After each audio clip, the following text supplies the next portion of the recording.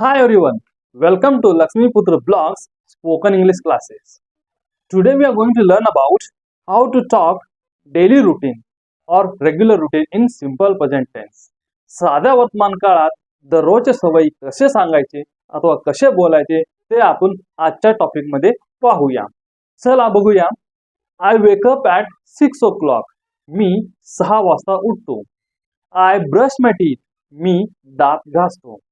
I take shower. मी आंघोळ करतो. I eat breakfast.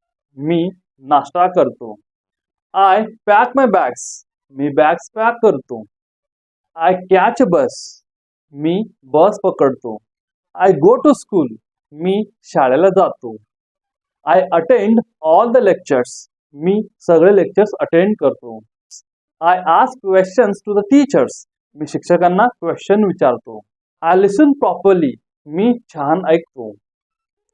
I study in the school. मी शाळेत अभ्यास करतो. I talk to my friends. मित्रासोबत बोलतो. I play in the school. मी शाळेत खेळतो. I return home. मी घरी येतो. I help my mother. मी आईला मदत करतो. I do my homework. मी होमवर्क करतो. I complete all the study.